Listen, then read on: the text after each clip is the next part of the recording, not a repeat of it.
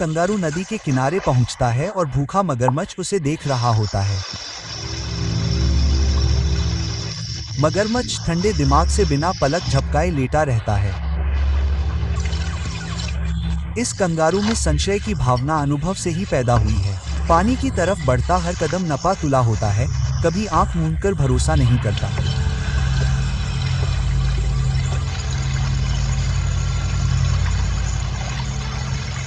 वह इतना होशियार है कि सतर्क रहता है और जानता है कि पानी के नीचे जो भी है, वह उतना ही होशियार है।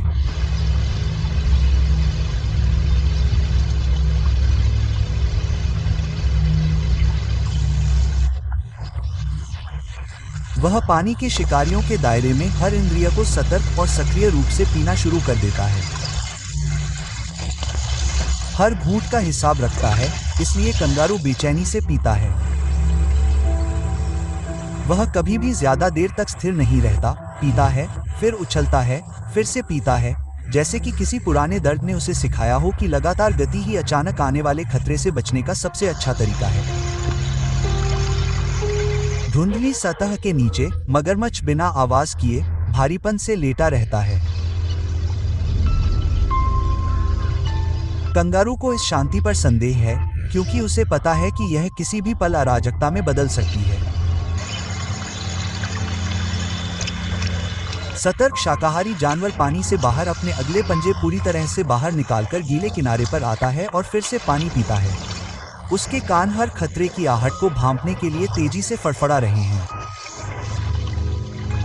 उसे कोई लहर नहीं सुनाई दी, कोई छप छप नहीं सुनाई दी, पानी या हवा में कोई बदलाव महसूस नहीं हुआ। हालांकि खतरा सतह के नीचे एक दिल की धड़कन दूर है, लेकिन अचानक एक अलार्म उसे जकड़ लेता है। ऐसा लगता है कि उसे अपनी ही सहज वृत्ति की मौन चेतावनी के अलावा कुछ नहीं मिला। वह पानी को सुरक्षित जमीन पर इकट्ठा करता है और वहीं से पीता है। मगरमच्छ छलावरण में माहिर होता है, उसे पता होता है कि पानी में घुलते ही कब हिलना है। उसका शरीर गहरे रंग में इस तरह समा जाता है जैसे वह नदी का ही हिस्सा हो। आखिरकार वह अपना समय चुन लेता है।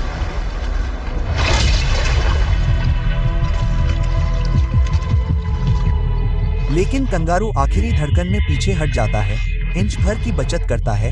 घात लगाकर हमला करने का यह सही समय है। वह शायद ही किसी को जीवित छोड़ता है। समय बीतता जाता है और जल्द ही अन्य सूखे गले नदी के किनारे आ जाते हैं। प्यासा नवागंतुक नदी में कूदता है, पानी में अपनी आक्रामक छलांगों से सतह को तोड़ता है, जिससे लहरें उठती हैं और यह परखता है कि नीचे क्या है।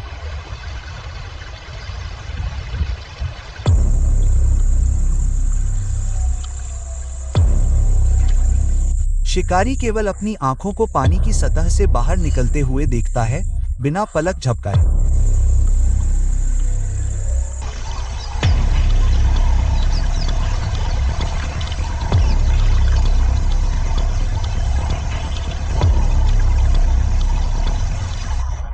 इस जगह पर शिकारी को एक लापरवाह कदम और घूंट से ज्यादा कुछ नहीं चाहिए।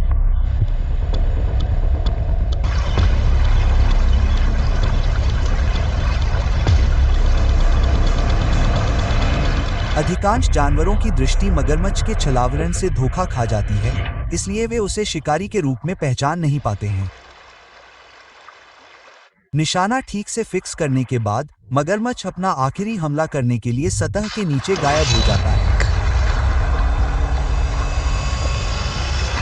शिकारी शिकार को पूरी तरह से जकड़ लेता है। उसके जबड़े शिकार को जकड़ लेते हैं। फिर निर्दयता से वह बेजान जानवर को हवा रहित दुनिया में बंदी बना लेता है, जहां उसका दबदबा होता है। नदी शिकारी की है, प्यासे की नहीं। ऑस्ट्रेलिया के विशाल घास के मैदानों, बंजर बाहरी इलाकों, तटीय झाड़ियों और खुले जंगलों में कंगारू महाद्वीप के सबसे बड़े देशी मासूपल के रूप में परिदृश्य पर हावी हैं। मुख्य रूप से घास और छोटी झाड़ियों पर चरने वाले कंगारू महत्वपूर्ण शाकाहारी हैं जो पौधों के समुदाय को आकार देते हैं। वे घास, युवा टहनियाँ, पत्तियाँ, फूल और कभी कभी भोजन की कमी होने पर छाल और झाड़ियों सहित विभिन्न प्रकार की वनस्पतियों पर भोजन करते हैं। एक झुंड के भीतर कंगारू ढीले पारिवारिक संबंध साझा करते हैं, लेकिन सबसे मजबूत बंधन एक माँ और उसके जोई के बीच होता है। वह गंध और पुकार से अपने बच्चों को पहचानती है और जोई कई महीनों तक थैली में वापस आ सकता है या उसके पास रह सकता है, उसे सुरक्षा, गर्मी और मार्गदर्शन के रूप में उपयोग कर सकता है। उनका पेट गाय की तरह होता है और कठोर, रेशेदार पौधों को तोड़ने के लिए माइक्रोबियल किण्वन का उपयोग करता है।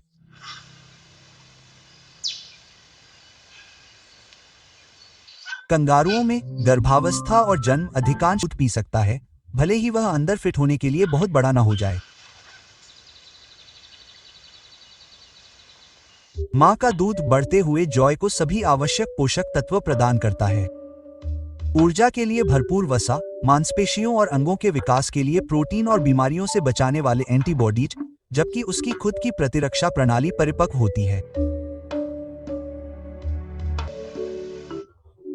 इसी भूमि में कोआ जैसे अन्य विशेष दिखने वाले जानवर रहते हैं, जो पेड़ों पर रहने वाला एक धानी प्राणी है, जो कंगारू की तरह अपने छोटे से जोई को थैली में रखता है और उसे तब तक दूध पिलाता है जब तक कि वह ऑस्ट्रेलियाई जंगलों का सामना करने के लिए तैयार नहीं हो जाता।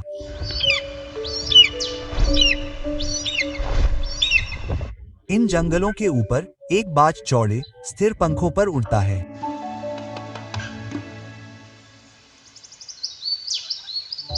वह धैर्यपूर्वक चक्कर लगाता है, देखता है, तब तक इंतजार करता है जब तक कि उसे एक छोटा जोई न मिल जाए जो अपनी मां से बहुत दूर चला गया हो।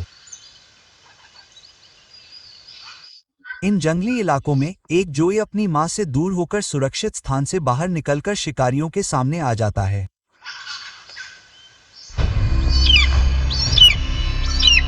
एक ही झटके में जोई का छोटा जीवन समाप्त हो जाता है। शिकारी वह कर रहा है जो उसे जीवित रहने के लिए करना चाहिए। जमीन पर पक्षी भोजन करना शुरू कर देता है, मांस के निवाले खींचता है जो उसे सूखे दिनों में जीवित रखता है। इन भूमियों का ज्ञान कठोर लेकिन स्पष्ट है। प्रत्येक प्राणी कमजोर और आवश्यक दोनों है। शिकारी और शिकार एक ही ताने बाने के धागे हैं।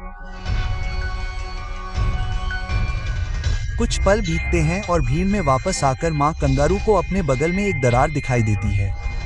वह खामोशी जहां एक परिचित दिल की धड़कन होनी चाहिए।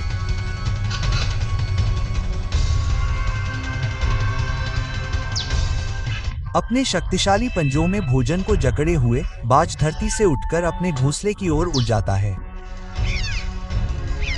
वहां भूखे बच्चे खुली चोंच के साथ इंतजार कर रहे होते हैं।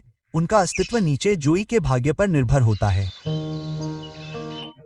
एक युवा कंगारू का जीवन शाखाओं के बीच दूसरे परिवार के लिए जीवन का आधार बन जाता है। जैसे ही मां खोजती है और पुकारती है, उसका खोया हुआ जोई वापस नहीं आता।